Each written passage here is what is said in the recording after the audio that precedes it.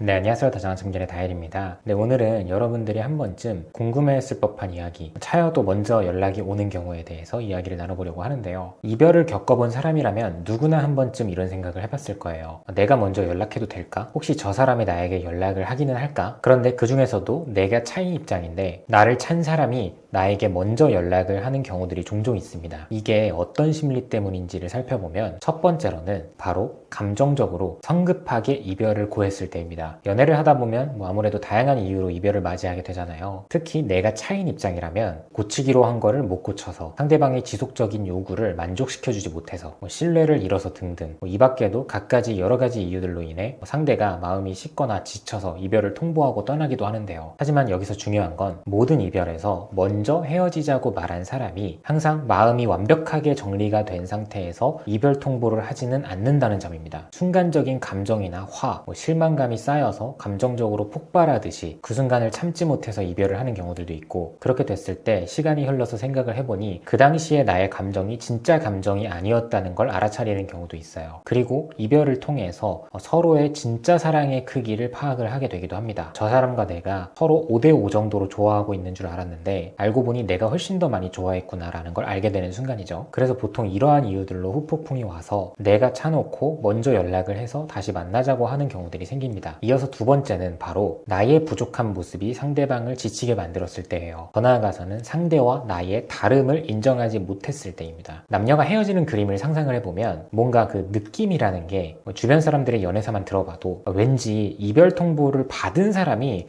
조금이라도 이만큼이라도 더 잘못을 했을 것 같은 느낌? 그런 이미지가 조금 있잖아요. 하지만 실제로는 꼭 이별 통보를 한쪽에서 더 잘했다고 보기는 어렵고, 오히려 이별 통보를 한 사람이 더 부족한 모습을 많이 보였던 경우들도 많이 있습니다. 예를 들어볼까요? 나는 연애를 할 때 감정을 천천히 키우면서 표현을 하는 스타일이에요. 사람을 오랫동안 천천히 알아가면서 신뢰를 쌓아가는 것을 선호하고, 그에 따라서 스킨십도 자연스러워지고 마음이 서서히 자라나는 스타일인데, 상대방은 나와는 다르게 처음부터 내게 적극적으로 표현을 하고 연인이 된 그 순간부터 빠르게 직진을 하면서 달려나가는 스타일이었던 거죠. 그래서 나도 내 딴에서는 상대방의 빠른 속도를 맞춰주고자 나름대로 노력을 해왔는데, 상대방은 나에게 만족을 하지 못하고 서운함을 지속적으로 표현을 하다가 지친 거예요. 결국 상대는 본인은 혼자 안달이 나 있어서 막 이것저것 다 함께 하고 싶고 빠르게 하고 싶은데 그게 잘 안 됐던 거죠. 그래서 결국에는 내가 너를 더 좋아하는 것 같고 나만 너를 진짜 제대로 사랑을 하는 것 같다, 이런 생각을 하다가 혼자 지쳐서 떠나버리는 겁니다. 그렇게 끝내 상대방에게 이별 통보를 한 거죠. 그런데 여기서 중요한 점은 이별 통보를 받은 사람의 태도입니다. 만약 내가 앞선 이유로 이별 통보를 받았을 때 상대방을 계속 붙잡거나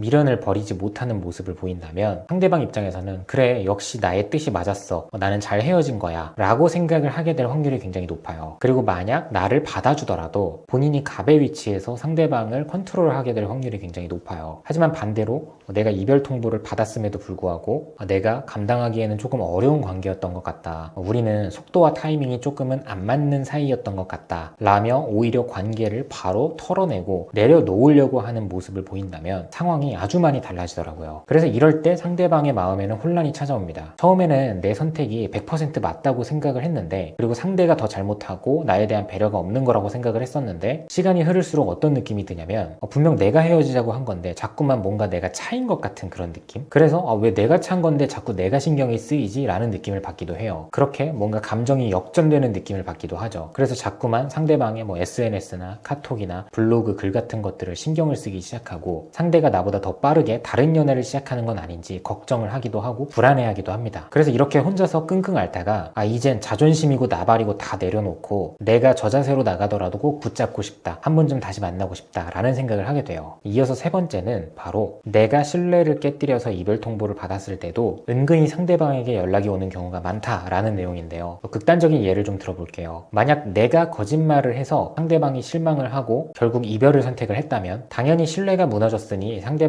나에게 다시 돌아오지 않으려고 할 거고, 그때 내가 100% 잘못한 게 맞기 때문에 사죄하고 비는 게 맞겠죠. 하지만 여기서도 태도가 좀 중요한 것 같아요. 지금 제가 전하려는 내용이 솔직히 거짓말을 당한 사람의 입장에서는 조금 화가 날 수도 있는 그런 말이 될 수도 있지만, 이별 후에 내가 정말 미안해, 나도 나름대로 노력을 하려고 했는데 실망감만 많이 줬네, 너는 부디 나보다 앞으로 더 좋은 사람을 만나서 행복했으면 좋겠어, 딱 이런 식으로만 말을 하고 물러서려는 모습을 보이면 어떨까요? 거짓말을 하고 이별 통보를 태도를 받았을 때도 한두 번 정도만 붙잡아 보고 이런 식으로 미안하다며 먼저 상대방을 떠나가려는 태도를 보이면 오히려 상대방 입장에서 이런 심리가 일어나기도 합니다. 내가 이 사람을 너무 쉽게 놓아버린 건 아닌가? 한 번쯤은 더 기회를 줄 수도 있었을 것 같은데 내가 너무 단호하고 강하게 나갔나? 이런 생각들이에요. 특히나 여전히 좋아하는 마음이 많이 남아있다면 처음에는 많이 분노했더라도 점점 후회가 찾아오면서 주변에서는 다 하지 말라고, 연락하지 말고 붙잡지도 말라고 말을 하는데 나도 상대가 잘못한 사람이라는 걸 알고 있는데 그럼에도 더 잘해보고 싶다는 생각으로 먼저 연락을 하게 되는 경우가 많이 있습니다. 이제 마지막 내용인데요. 남녀가 이별을 하고 재회를 원할 땐 크게는 두 가지 부류로 나뉘는 것 같아요. 하나는 끝까지 붙잡으려는 사람, 또 다른 하나는 적당히 한두 번만 붙잡고 현실을 받아들이려는 사람. 그런데 흥미로운 거는 더 많은 애를 쓴 거는 전자인데 적당히 붙잡다가 많은 경우에 오히려 상대방에게 더 큰 후폭풍을 안겨주는 경우들이 훨씬 더 많은 것 같아요. 사람은 원래 쉽게 가질 수 없는 것에 대해 더 끌리는 그런 본능적인 심리가 있고 또